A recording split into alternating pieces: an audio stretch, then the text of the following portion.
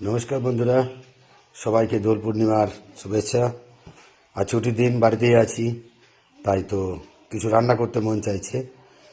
রান্না এমনিতেই করা হয়, তো সকলে ভিডিও করে দেখে আজ আমার প্রথম ইচ্ছা হলো একটু ভিডিও করব। তো যাই হোক, যেমনই হোক, সকলে একটু লাইক শেয়ার কমেন্ট করে পাশে থাকবেন, এই বলে শুরু করছি। যাই হোক, আজকে আমি রান্না করব মটর পনির ব্রোকলির একটা রেসিপি। তো তার জন্য যে উপকরণগুলো আপাতত নিয়েছি সেগুলো হচ্ছে একটা ব্রোকলি, যদি এটা ফ্রিজে থেকে অবস্থা একটু খারাপ হয়ে গেছে। এরপর নিয়েছি আমি পনির, এরপর নিয়েছি একটা পাকা টমেটো এবং কিছু মটরশুঁটি। যদিও এতগুলো মটরশুঁটি এখন লাগবে না আমার জন্য, তবু যতটা লাগবে সেরকম ব্যবহার করব। কাটার জন্য ছুরি নিয়ে নিয়েছি। তো যাক, এগুলোকে আমি এখন তখন কাটতে থাকবো। প্রথমেই পনিরগুলো কেটে নিচ্ছি। পনিরের আগে আমি ব্রকলিটা প্রথম কেটে নিই। ব্রকলিটা কাটতে একটু সময় লাগবে। ব্রকলিগুলোকে ছোটো ছোটো করে কেটে নিই। যদিও একটু অবস্থাটা খারাপ হয়ে গেছে ব্রকলিটা, মোটামুটি ঠিকই আছে, রান্না করা যাবে আর কি। সমস্ত ব্রকলিটাকে ভালো করে কেটে নিচ্ছি আমি।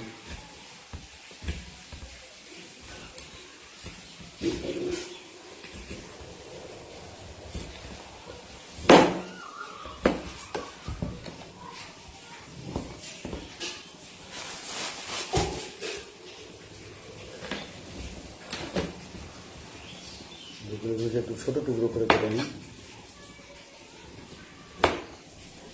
নাহলে এগুলো দেখতে ভালো হবে না, মন ভালো হবে। সবই বেশ ভালোই হবে। ব্রকলিগুলো কাটা হয়ে গেছে, এরকম ছোট ছোট করে সুন্দর করে কেটে নিয়েছি। এবার আমি পনিরটাকে বেশ সুন্দর করে কেটে নেব। পনিরটা কাটতে গিয়ে প্রথমে আমাকে পনিরটা বার করে নিচ্ছি, এবার ছোট ছোট করে কেটে নেব।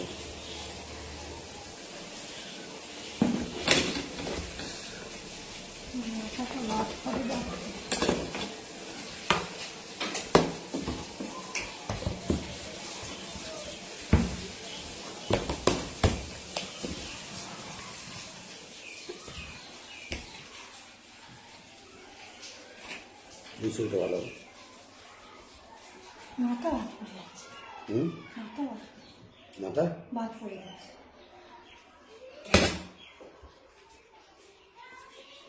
এগুলোকে এখন কেটে দিচ্ছি টুকরো টুকরো করে। ঠিক আছে, এইভাবে টুকরোগুলো করছি আমি, খুব বড় করছি না।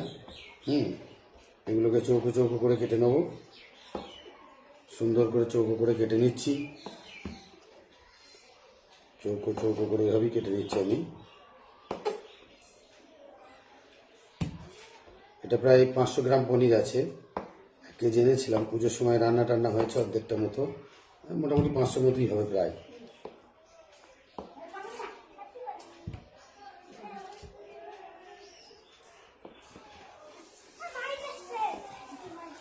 পজ পজ এটা বল। এভাবে পনিরগুলো টুকরো টুকরো করে সব কেটে নিয়েছি। পনির হলো, আমার ব্রোকলি হলো, আর এই মটরশুঁটি আছে। এতগুলো লাগবে না, তবু ওই ভালো মটরশুঁটি ফ্রেশ রেখেছি কিছুটা যতটা লাগবে পরিমাণ মতো দেওয়া হবে। এবার আমি কেটে নিচ্ছি টমেটো। টমেটোটাকে সুন্দর করে কেটে নিচ্ছি, টুকরো টুকরো করেই কেটে দিচ্ছি, কারণ টমেটো তো বড় রেখে লাভ নেই, যেহেতু এটাকে গ্রেভির মধ্যে চলে যাবে, তাই ছোটো ছোটো করেই কাটবো আমি টমেটোগুলোকে।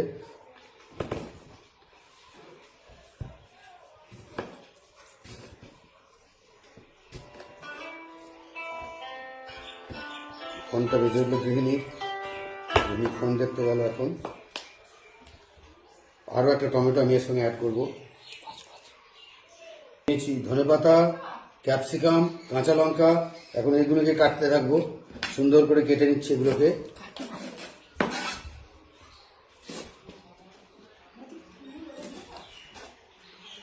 ধনিয়া পাতাগুলো একটু খারাপ খারাপ অবস্থায় হয়ে গেছে, আসলে সবই কদিন আগেকার তো, ফ্রিজে ছিল, মোটামুটি ঠিক আছে সবই। কাঁচা লঙ্কা শেষে কাটবো আমি এখন, সেটা একটু ধুয়ে নেওয়া দরকার। ক্যাপসিকামটা কাটছি, বেশ চৌকো চৌকো করেই কাটবো এগুলোকে, এটাকে বেশ যাতে করে পনির বা ইয়ের সঙ্গে দেখতে সুন্দর হয়। ঠিক আছে, তারপরে তো এগুলোকে সুন্দর করে আমি চৌকো চৌকো করে সবটা কেটে নেবো আমরা।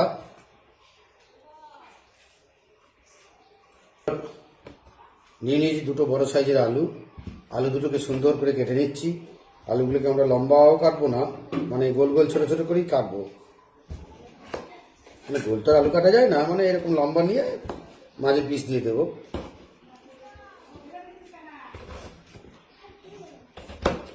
পনিরের মতো ছোটো ছোটো করে আলুগুলো কেটে নিলাম আমরা। এইভাবেই আমরা আলুগুলোকে কেটে করে দেবো। কেটে রাখছি পিঠের মধ্যে।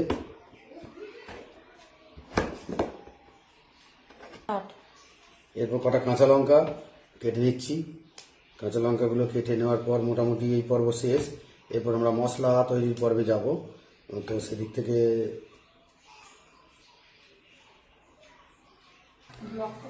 যাই হোক, কুটাবাটা পর্ব মোটামুটি শেষ। এরপর আমরা মশলা পর্বে যাব। দেখিয়ে দিই একবার কি কি আমরা কেটে রেডি। আলু, ক্যাপসিকাম, কাঁচা লঙ্কা, আপনার মটরশুঁটি, মটর পনির, ধনিয়া পাতা, ব্রোকলি, টমেটো। যেহেতু ভিডিওটা খুব বড় করতে চাইছি না, তাই আর মশলা পেস্ট করে দেখালাম না।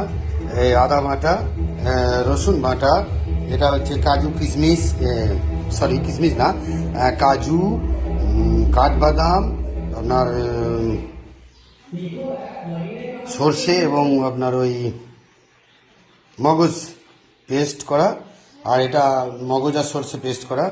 যাক, এই মশলাগুলো মোটামুটি রেডি করে নেওয়া হলো। ভিডিও বড় হয়ে যাবে বলে আর অত দেখানো হলো না যদিও বন্ধুরা। এরপর আমরা যাব মূল রান্নার পর্বে।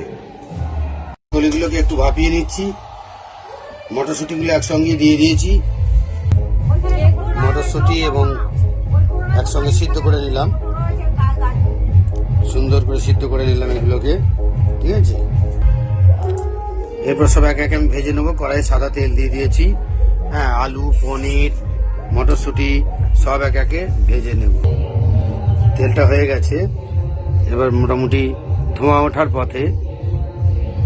তেলটা দেখুন গড়গড় গড়গড় ভাব একটা ধোঁয়া উঠতে চলেছে। আমি ওখানে দিয়ে দিচ্ছি আলু।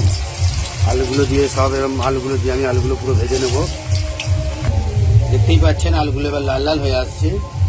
আলুগুলো পুরো লাল করেই ভাজবো, আর একটু ভাজতে হবে আমাদের। লাল হয়ে গেছে, ভাজা হয়ে গেছে। এবার আমি আলুগুলোকে তুলে নিচ্ছি থালার মধ্যে। তারপর আমি পনিরগুলোকে ভাজতে চেষ্টা করব।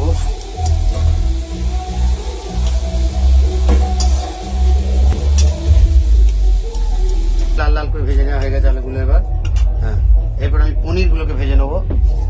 পনিরগুলো ভাজবো সুন্দর করে, লাল লাল করে ভেজে নেবো পনিরগুলো।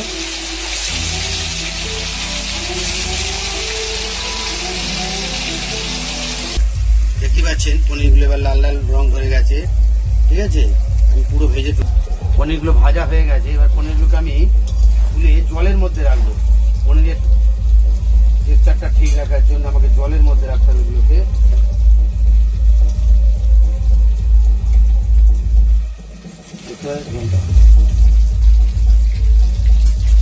জলের মধ্যে না রাখলে পনিরগুলো ঠিক থাকবে না। জলে ভিজানো থাকলে পনিরগুলো, ভাজা পনির।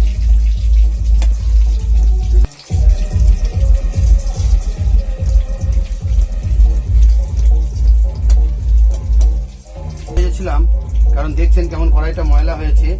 হ্যাঁ, এগুলো পুড়ে গেলে আবার আরো খারাপ হতো তরকারিটা। সেই জন্য আমি প্রথমেই এটাকে ভাজি নিব। এরপর আমরা ব্রোকলিগুলোকে ভেজে নেব।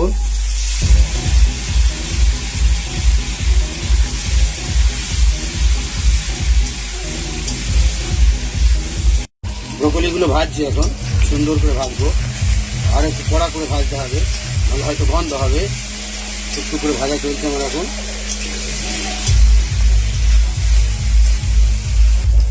দেখতে পাচ্ছেন এবার ব্রোকলিগুলো তেল ছাড়ছে, মানে ভাজা হয়ে গেছে।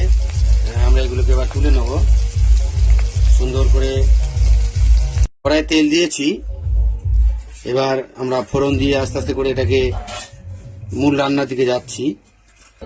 জয়িত্রী দিয়ে দিলাম একটুখানি, জয়িত্রী। গোটা গরম মশলা, লবঙ্গ আর এলাচ, 4টে মতো লবঙ্গ, গুঁড়া 4-5 এলাচ দিয়ে দিলাম। দারচিনি দিয়ে দিচ্ছি একটু গোটা গরম মশলার মধ্যে থেকে, খুব বেশি দিলে আবার গন্ধ হবে, মোটামুটি অল্প অল্পই দিচ্ছি। এরপরে আমি এখান থেকে দেবো গোটা জিরে, কালো জিরে ইত্যাদি। দুটো গোটা জিরে দিয়ে দিলাম, দুটো কালো জিরে দিয়ে দিলাম।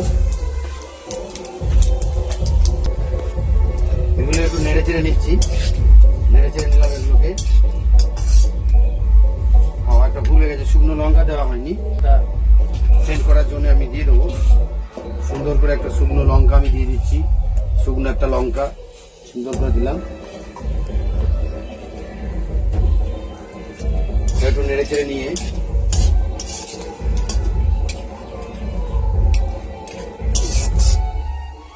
মশলা এবার হয়ে এসছে, হালকা করে নেড়ে চেড়ে নিয়ে এবার আমি দিয়ে দেবো একটু আদা বাটা। আদা বাটা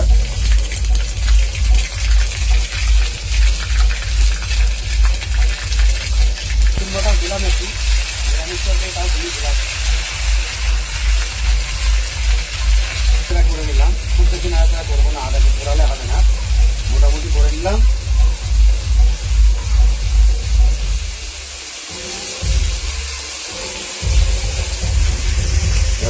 টমেটো দিয়েছি, দেখুন তেল ছাড়ছে, আদাটা তেল ছেড়ে দিয়েছি। এবার আমি দিয়ে দিচ্ছি টমেটো বাটা। টমেটোটা বেটে নিয়েছিলাম, তখন যে টমেটোটা কেটেছিলাম ওটা দেখেছিলেন, এটাকে বেজেছিলাম। টমেটো বাটাটা দিয়ে দিলাম, টমেটো বাটাটা দিয়ে একটু ভালো করে কষাতে থাকবো, নয় হবে।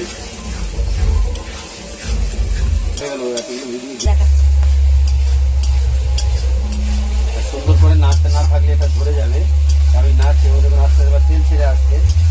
এরপর আমি পরের মশলাটা দেওয়ার জন্য রেডি হবো। এরপর দিয়ে দিচ্ছি কাজু, কাঠবাদাম, পোস্ত বাটা।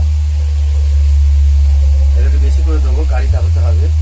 4 চামচ মতো দিলাম, 4 চামচ দিয়ে দিলাম। এটাকে নেড়ে ভালো করে কষিয়ে নিতে হবে।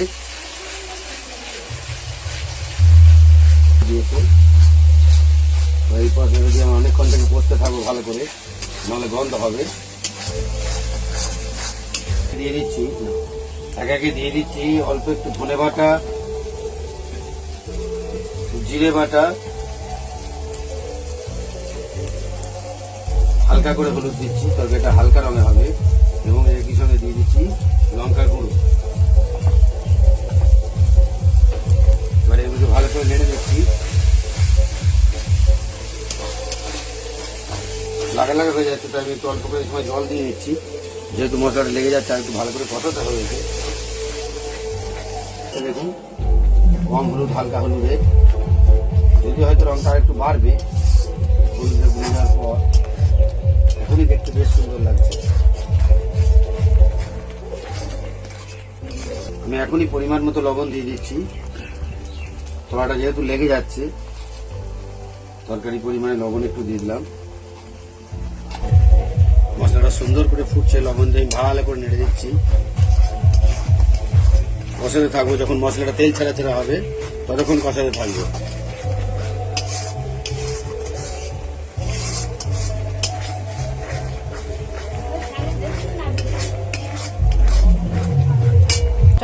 এবার একটু কাশ্মীরি লঙ্কা অল্প দিয়ে দিচ্ছি, কাশ্মীরি লঙ্কা একটু কালারটা ভালো করার জন্য কাশ্মীরি লঙ্কার গুঁড়ো একটু দিয়ে দিলাম, পুরো আমরা আদি কাশ্মীরি লঙ্কার গুঁড়ো। নেড়ে চেড়ে দেবো, অল্প জল দিয়েছি। এই কাশ্মীরি লঙ্কার গুঁড়োটা দিলাম, আগে দিইনি কাশ্মীরি লঙ্কার গুঁড়োটা, কারণ একটু কালো করে দিতে হবে। যাই হোক, এবার আমি আলুগুলো দিয়ে দিচ্ছি, কারণ আলুগুলো তো সিদ্ধ হওয়ার ব্যাপার থাকছে, যেহেতু আলুগুলো সিদ্ধ হওয়ার ব্যাপার আছে, তাই আলুগুলো আমি আস্তে আস্তে করে দিয়ে দিচ্ছি। বুকলি গাছ থেকে বার করে নিচ্ছি আস্তে আস্তে করে।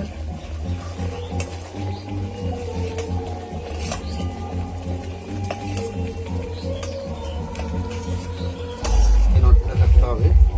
একটু মটরশুঁটিগুলো দিয়ে দিচ্ছি, যেন এগুলো সিদ্ধ হওয়ার ব্যাপার থাকছে। আলু আর মটরশুঁটি দিয়ে আমরা এখন নাড়তে থাকবো। এরপর একে একে আমরা অনেক কিছু দিতে থাকবো, পনির, ব্রকলি দিতে থাকবো একে একে সবই। ক্যাপসিকামগুলো দিয়ে দিচ্ছি, ক্যাপসিকামগুলো তো সিদ্ধ হতে হবে, এগুলোকেও দিয়ে দিলাম, দিয়ে একটু নেড়ে দিচ্ছি। 5 মিনিটের জন্য একটু ঢাকা দিয়ে রাখছি। স্টার্ট। এখানে আসবে। এবার ব্রোকলিগুলো দিয়ে দিচ্ছি, এগুলো কষার সঙ্গে দেবো। পনিরটা একটু পরে দেবো, কারণ এগুলো তো সিদ্ধ হওয়ার ব্যাপার থাকছে। দিয়ে একটু ভালো করে নেড়ে দিচ্ছি।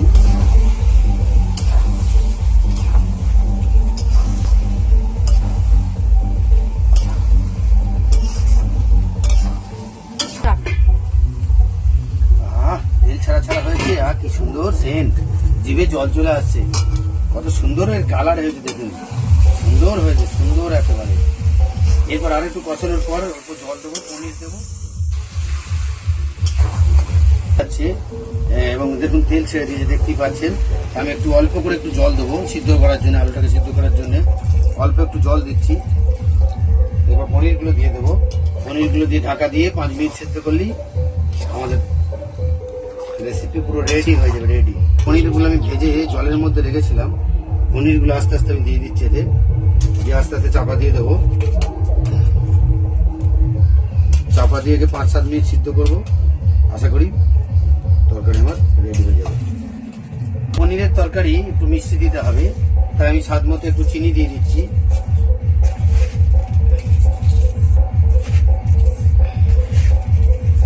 এবার আমি এটাকে ঢাকা দিয়ে 5-7 মিনিট মতো ফুটিয়ে নেব। জোর কদমে তরকারি ফুটছে দেখুন, খুব দারুণভাবে ফুটে উঠেছে। এরপর আলুগুলো সিদ্ধ হয়ে গেলে, এরপর আলু সিদ্ধ হয়ে গেলেই আমরা তরকারিটাকে নামিয়ে দেবো। আলুগুলো প্রায় সিদ্ধ হয়ে এসছে, মানে এবার আমাদের তরকারি প্রায় আর হয়ে এসেছে। আর একটু ঝোলটা মেরে নিলেই ভালো হবে, আর একটু ঝোলটা আমরা মেরে নেবো। আলু সিদ্ধ হয়ে এসছে, এবার একটু কারি পাতা দিয়ে দিচ্ছি, কারি পাতা অল্প একটু কারি পাতা দিয়ে দিলাম। আর দিয়ে দেবো ঘরে তৈরি আমাদের নিজেদের মশলা।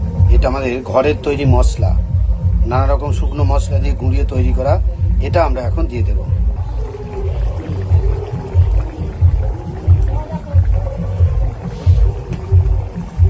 এবার একটু নেড়েচাড়া করে দেবো, লাগা লাগা হয়ে গেছে যদিও। তরকারি আমাদের রেডি, গ্যাসের ফ্লেমটা এবার অফ করে দিচ্ছি। এবার তরকারিটা আমরা ঢেলে ফেলব। ঠিক রেডি হয়ে গেছে আমাদের রেসিপি, দেখতেই পাচ্ছেন। পনির, আলু, ব্রকলি, মটরশুঁটি সব কিছুই অক্ষত রয়েছে। সব মিলিয়ে আজ আমার প্রথম ভিডিও। আশা করি আপনারা ভুল ত্রুটি মার্জনা করবেন, লাইক, শেয়ার, কমেন্ট, সাবস্ক্রাইব করে আমার পাশে থাকবেন। ধন্যবাদ সকলকে, শুভ দোল যাত্রা।